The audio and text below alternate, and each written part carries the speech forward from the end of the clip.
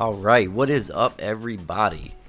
So let me start off by saying welcome to the new channel. For anyone who doesn't know already, I was a part of a different channel with a few of my friends where we did a lot of 2K18 and 2K19 videos, as well as other games for PS4 and Nintendo Switch and stuff like that. But I decided the best thing for me to do was to start up my own channel, mainly because I have a lot of my own ideas, of course, and stuff. So I figured the best way to do things moving forward would be to go solo.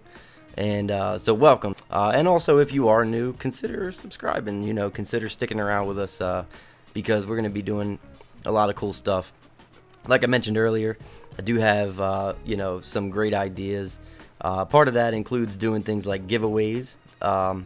Also, I want to let the viewers, you guys, decide certain outcomes of different aspects of the games that we do. I want to let viewers give me descriptions of fictional players. It could be yourself, or it could be just a player that you made up, and I'm going to add those players into whatever series we're doing. For instance, the series like the one we're doing now, the Louisville Badgers, I'm going to add in some created players made up by you guys, and I'm going to just slide them in to be part of the future draft classes alongside the real life players that are already going to be part of those draft classes. That's an idea that I got from really cool 2K YouTuber that I know of, a guy named Whippy, and that's something I'm really excited to do. So yeah, getting into the specifics of this Louisville Badgers series. One of the main things that I want to do with this thing is make it completely realistic. Okay, so this is going to be 100% realistic, and it's going to be based on things that happen in real life too. So like, I'm not going to just take, I'm going to let the game do what it does. Don't get me wrong, but I am also going to take and make it very, very realistic and try to push things in a realistic direction. So anyway, enough of all that. Let's get into the important stuff. So as you guys can see, we're starting off, our team is going to be from Louisville, Kentucky, called the Badgers. As you can see, the logo, I made the team colors like the main colors like black, or like a really super dark gray, kind of in between the two. Then you got like a red, like a reddish orange. It's a lot more red obviously than orange, but it's got some orange tint to it. And then the tertiary color is like a slate blue, like a grayish blue. So I really like the colorway. I like the way the shoes come out and stuff like that. And you will see here, this is just me making the jerseys. So the home jersey is obviously going to be like a classic white color, a little bit of an off-white I went with. And as you can see, the away jerseys, I'm going with like a black. Again, just kind of like a real classic color. Plus, that's our primary color anyway. And I think it goes well with no matter how you set it up, the black and the red with the slate blue, they fit together perfectly. So I really am satisfied with the way the jerseys came out. Just a real classic look. Nothing too crazy. On the shorts, I think I do put in like a stripe on the side, like a standard stripe that's just on the left side. So that's kind of like it's something unique. You know what I mean? But I'm trying to make sure that they look as realistic as possible to NBA jerseys. So I put the Nike logos in all the right places and the NBA logos in the right places. One of the things I really like is having the numbers on the back of the jerseys like really big. I was able to figure out how to get the alternate jerseys to work. So that's something that I know a lot of people have struggled with. It's something that I struggled with at first. But no more. I was able to figure out exactly how to do it and save it and make it work. Sometimes it glitches out a little bit, but it's easily fixable. But that's something that I'm going to reveal to you guys in the next video, is the alternate jersey. So definitely stick around for that, because it's going to be really cool looking. But anyway, the sponsor that I'm using is Amazon. Nobody has that yet. So, and then our another thing you'll see later is the arena is the Amazon arena. So yeah, jerseys, again, I don't think that I did anything too crazy. If any of you guys have an idea for the jerseys and you think I should change something, definitely feel free to let me know, because I'm wide open to different ideas, especially when it comes to the uniforms. Next we got the court and the arena. So again, I kind of just went with like a I went with the team colors for like the line work and inside the key and the center line and the free throw line and everything like that. And I tried to go kind of minimalist with a lot of this, as you guys will see. But I also tried to make it look like how an NBA team would make their stuff look. You know what I mean? I tried to make the jerseys look like an NBA team would make theirs look. I tried to make the courts the same way. Now just adding in like the center logo and some of the secondary logos and stuff like that. One of the things you guys will see is I kind of want to also do, because like I don't know why 2K doesn't have this feature yet, like as a full-blown feature, but I want to add like an alternate court too, because a lot of NBA teams, say when they wear like their city jerseys and stuff like that, they have an alternate court that they use. So I feel like, 2K should have a feature that allows you to do that. Now you can do that, but you can't do it without going in and actually downloading a different design altogether in the middle of your MyLEAGUE. So that is one of the things that you could do though, and that's the route that I think I'm gonna go with later on. You guys let me know if you think that's a cool idea, but I honestly think you guys are gonna really like the alternate jersey, so that's why I kind of bring that up. And the alternate jerseys are different enough to where we can make like a whole different court and make it work. So as you see, I'm going with the biggest jumbotron possible. I think it's the same one that they use at the new Brooklyn Nets arena and a few other ones. And the scores table is kind of important to me because I don't know, like you see it all game, so it's like one of the main things that you see during the game. And if it were real life, the fans would see it all game too. So I put realistic sponsors on there, like Netflix, like Nike stuff I put on there, the NBA on TNT logo I put on there, the ESPN logo, and then of course I had to put an Amazon one on there too. So but anyway, now that we got all that stuff out of the way, let's make sure that we save the assets and everything, and make sure that that's all saved so that we can come back to it.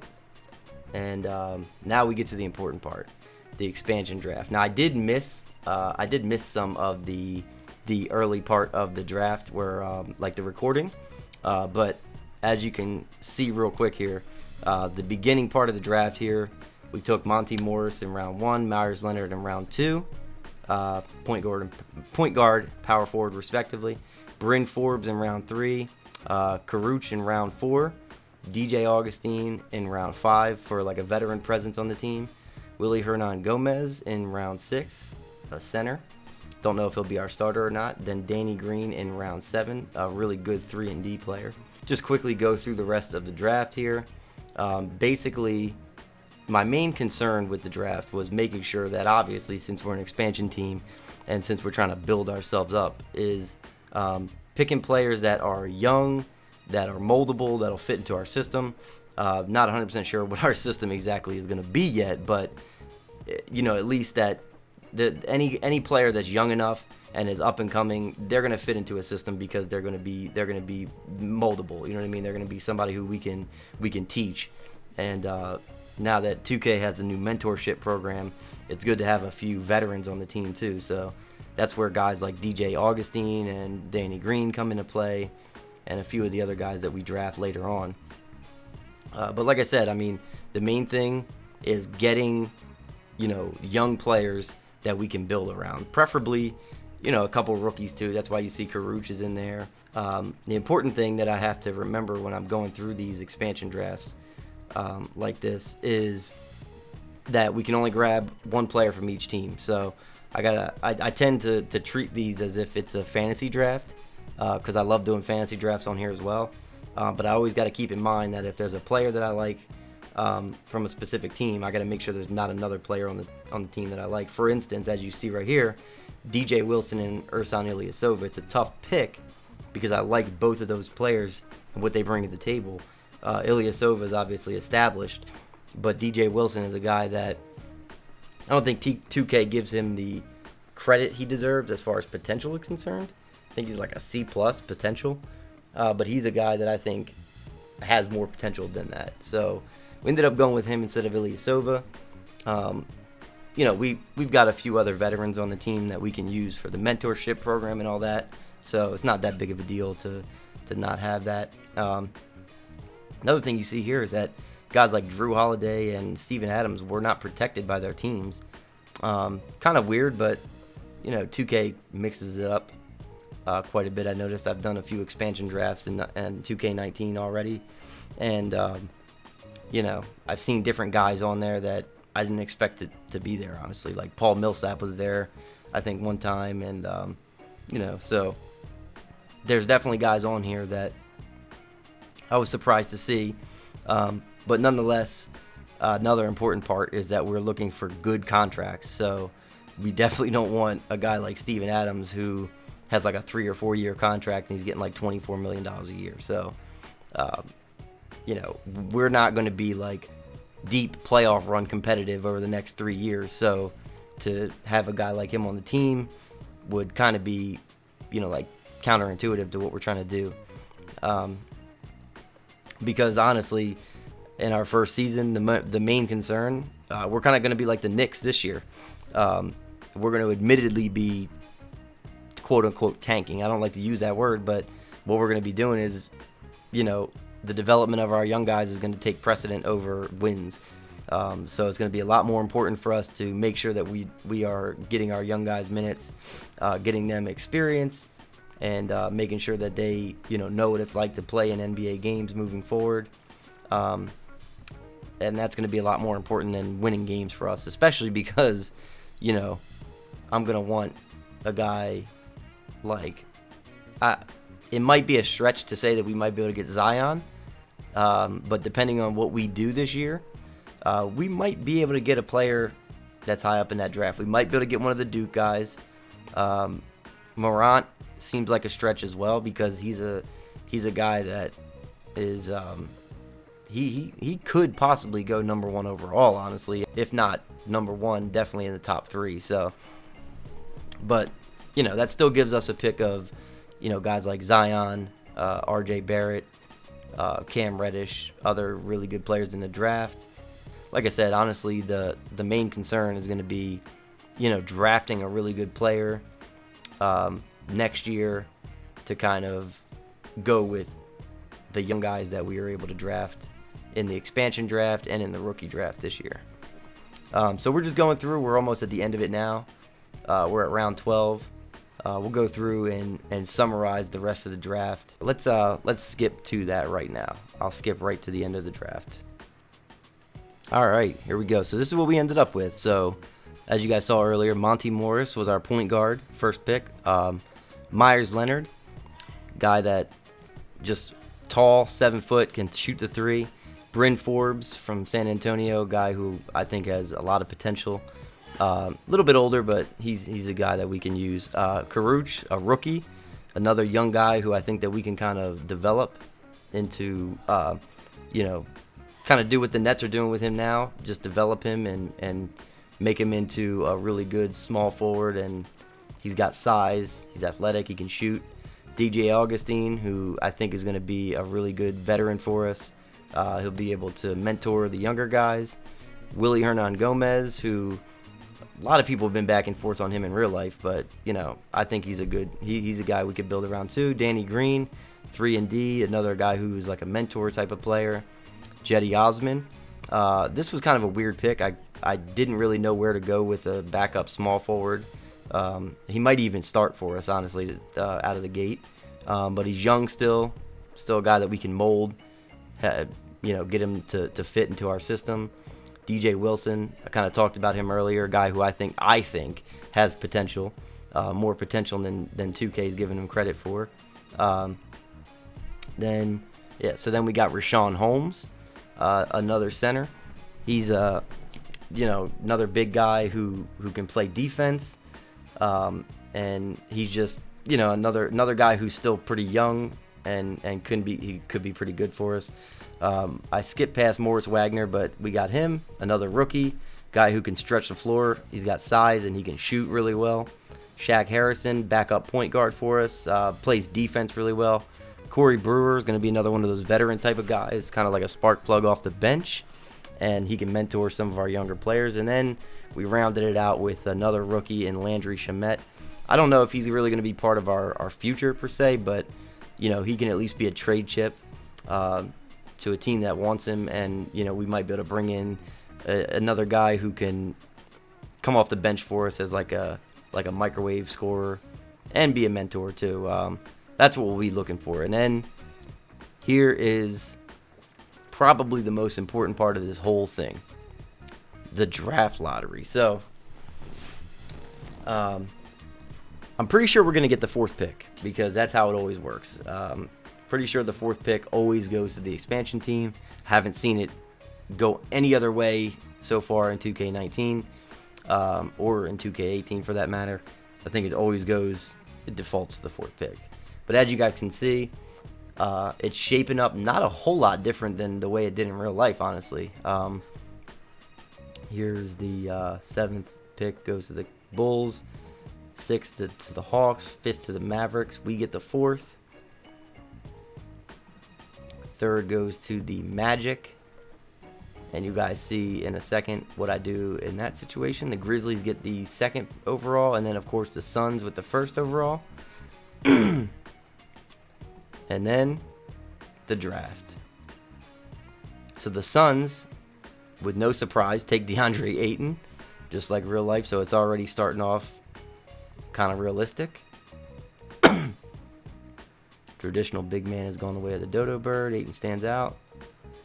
All right, so as you'll see popped up here, Orlando Magic agreed to my trade offer. I traded them basically a couple of future picks and a trade exception, and swapping this year's pick to move from 4th to 3rd. The Grizzlies took Wendell Carter Jr., so taking a little bit of a flyer on him. He is injured because I did start with roster injuries. I don't know if I mentioned that earlier. I did start with the real-life roster injuries. Now, this was a little bit of a hard choice for us. But in the end, I think that it really came down to Bagley, Jackson, or Doncic. I don't really think that Trae Young was a guy that I considered that much building the team around, even though he's a great player, don't get me wrong. Doncic was a guy who I really, really wanted, but I thought that Jaren Jackson, in the long run, was the guy who I wanted to kind of build this team around. And they say he's the best big in the draft, so despite DeAndre Ayton being there. And then the Magic did take Trae Young. They might have taken him anyway, so I don't know if our trade was necessary, but we didn't really give up a whole lot to move up one spot. The Mavericks, a little bit of realism there. They took Luka. The Hawks took Mo Bamba. The Bulls take Kevin Knox. Kings take Marvin Bagley. Another realistic pick there. The Cavs take some dude, Igor Ostrovsky. I don't even know who that is. Created player, I'm sure. And then the Knicks take Michael Porter Jr., who will also start off injured in this series. But still a guy who, worth taking a little bit of a flyer on because he's got a lot of talent. And he might have even been a much higher pick in the draft had he not been injured. But anyway, that is the first 10 picks. I'll review the rest of the picks in the next episode.